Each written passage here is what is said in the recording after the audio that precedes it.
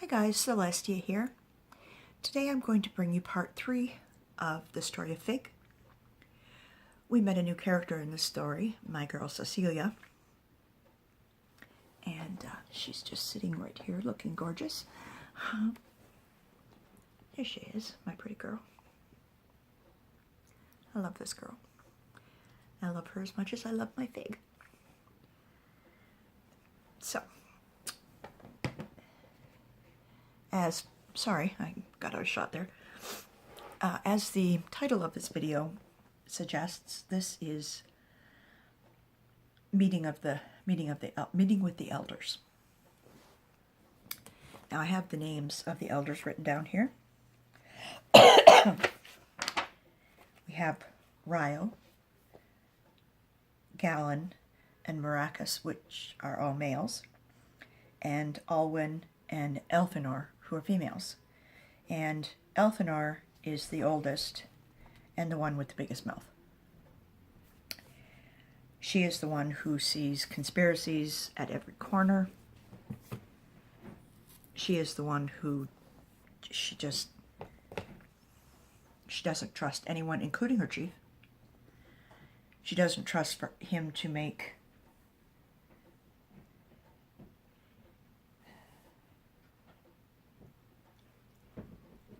It's okay, honey. That's okay. Say hi. That's my son going off to bed. He's not feeling well.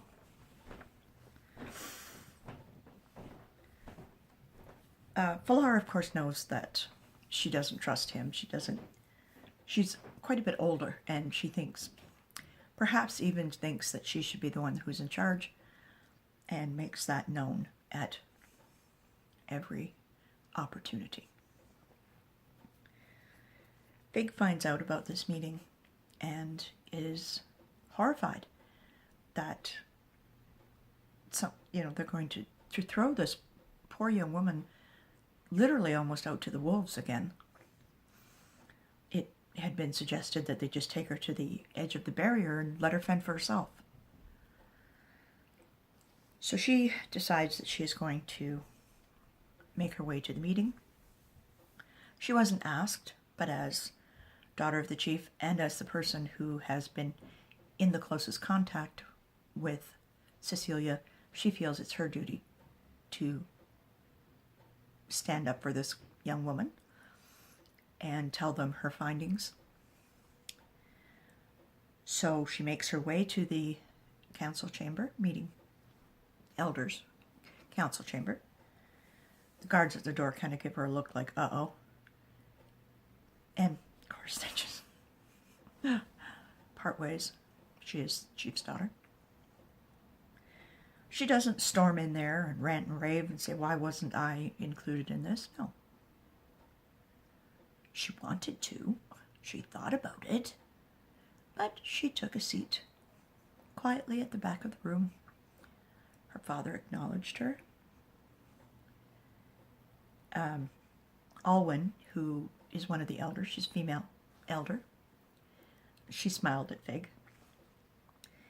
The others acknowledged her presence, except, of course, for Elfinor, who glowered at her.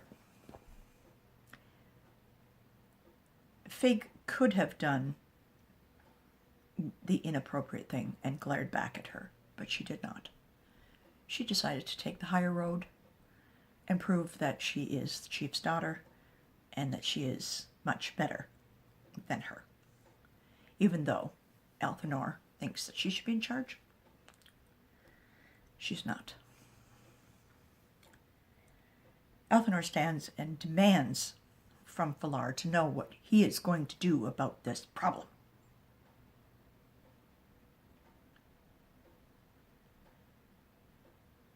Now, I don't know about you, but I don't really think that it's appropriate to speak that way to your chief. Of course, Fig kind of gasps.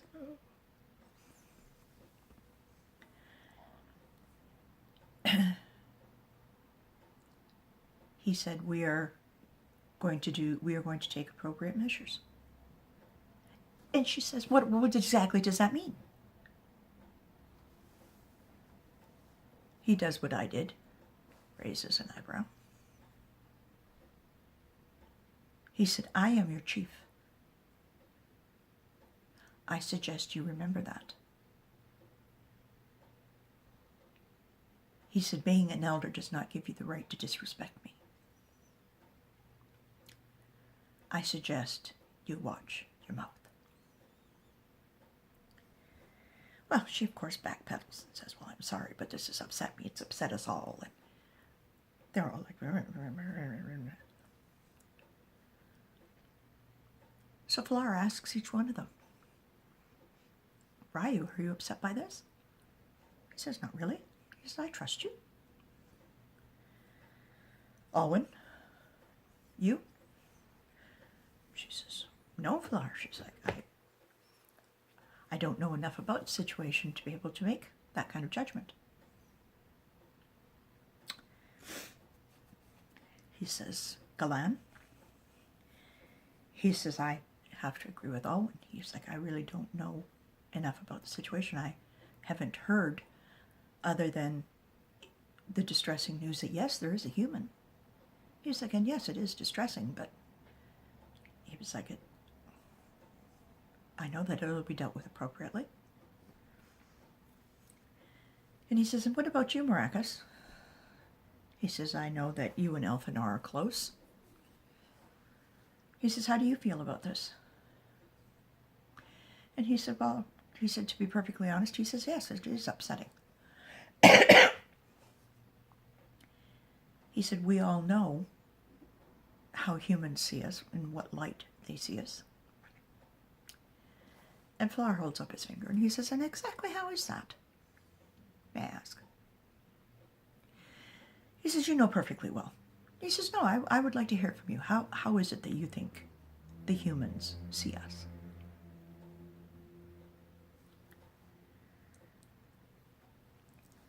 Elphanor says, we're getting off topic. How are you going to deal with this human?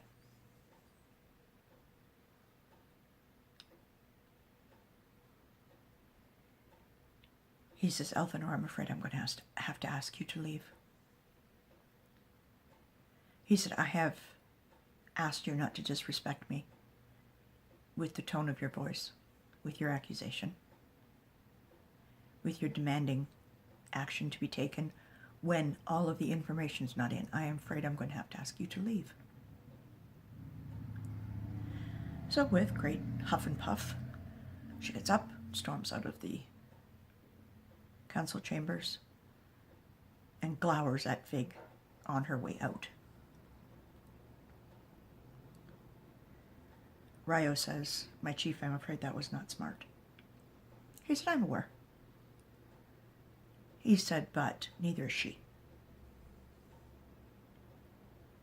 He said, being an elder is a privilege, as you well know, and that privilege can be taken away. He said, I don't care how old she is. I don't care how long she's been an elder. He was like, that privilege can be taken away.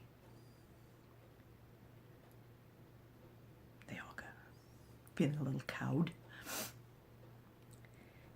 He said, I'm going to turn this over to my daughter Fig, who is the person who has been the most closely in contact with this human. Fig, of course, is shocked. She stands and says, thank you, Father. She said, yes, I have been in close contact with Cecilia. She's not the human. She is Cecilia. That is one memory I was able to glean from her mind. She said, so that is her name. Pilar said, yes, that is her name. She will not be called the human. She will be addressed by her name in any further conversation. Thank you, daughter. She says, no, Father, that's fine. She said, in my personal opinion, as an empath, as someone who can read thoughts, She says, I do not currently think that Cecilia is a threat. She said, I think she is telling the truth when she says she remembers nothing. She said, I don't think it's some kind of a trick. She said, I don't think that this is some kind of a trap by our enemies. She said, I don't think the humans sent her here to spy on us.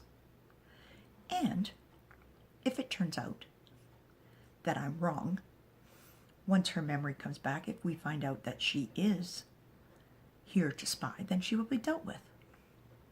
She said, however, she said, I was terribly upset at the idea of sending her to the edge of the boundary and leaving her to fend for herself when she can no more do that than an infant. She doesn't know the area. She doesn't know how to get around. How could anybody even think about doing something so inhumane? Her father is quite taken aback by this. He had no idea that that had even been thought of. He said, no, that will not happen. You're right. You have a right to your indignation, daughter. He said, that's horrible. How could anybody think of such a thing? Ryo says, well, excuse me, Chief Falar, he said, but she is human. He said, you say that as a derogatory term. Yes, she's human, obviously. She's not Elven. She's not Dwarven. She's not Orcan. Of course she's human. He said, well, how do we know that she didn't come from our enemies? He said, what enemies? Tell me. We're not at war with anyone. He said, yes, there are bandits. Of course there are. He said, there are always bad apples in a bunch. He said, but you cannot paint every single human with the same brush. He said, that's silly. It's inane. I don't know how anybody can do that. He said, that's like saying that every elf, is superhuman. We're not. We may have abilities that humans don't, yes. And perhaps in their mind we are superhuman. And perhaps in their mind we're the problem. Have you ever thought of that? Alwyn says, well, how could that be? We trade with them.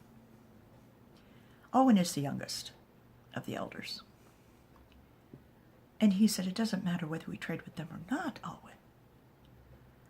He said they see us as something not normal.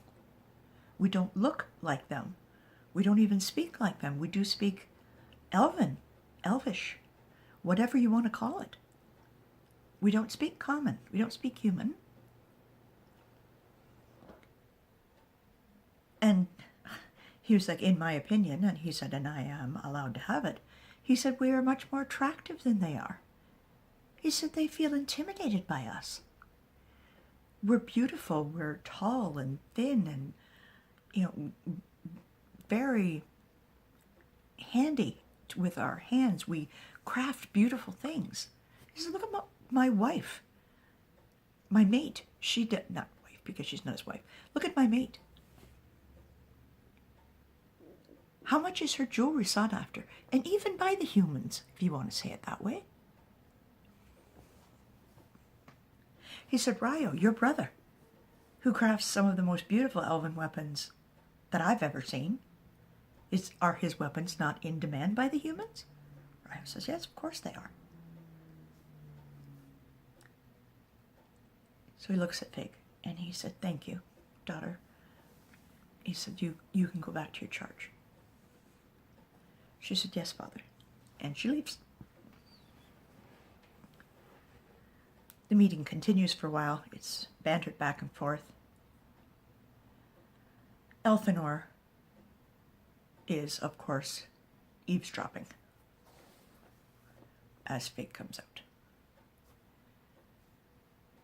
She, of course, Fig looks at her and she's like, oh, please.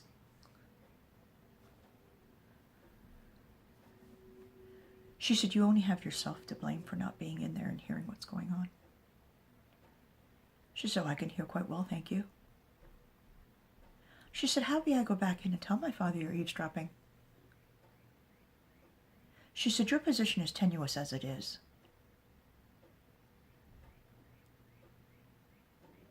She said, just remember, your human has to sleep.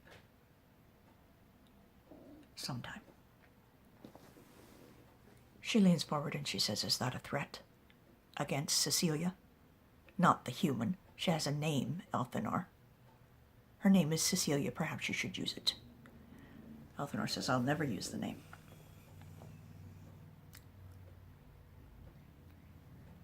Fig goes back into the council chambers, giving the guards a look. They gather Elthanor up and bring her back in. Her father says, what's going on? What's going on?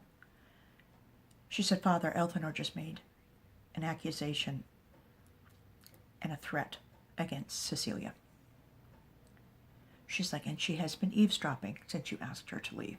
Oh, she says, I have not. I just happened to be standing there. Villar says, I highly doubt that.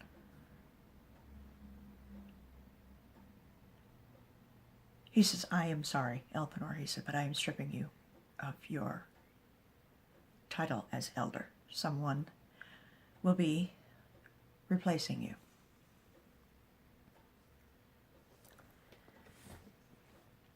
He said, we can't have someone who sees trouble around every single corner. Fig says, I would recommend Eldred. Eldred is young, he's smart. She said, I would recommend Eldred to bring some life and youth and vitality to the elders. Ryo says, I agree. Alwyn is like, absolutely. Elthanor says, you can't be serious. He says, you disapprove of this. She says, of course I disapprove of this. It's ridiculous. He's too young. He's too inexperienced. He said, did you have experience when you became an elder, Elthanor? She said, he said, Fig is right. He is extremely bright. He's one of our finest, the finest examples of young men that we have. And yes, I think he should be your replacement. She said, you can't possibly be thinking of stripping me of this position. He said, it's done. He looks at the guards and he says, please escort her out and take her back to her home. He said, and also, would you find a guard to put on Cecilia's room in my home? She says, this isn't over. You haven't heard the last from me about this. He said, are you making a threat against me now? She said, oh no. She said, it's not a threat. She says, it's a promise.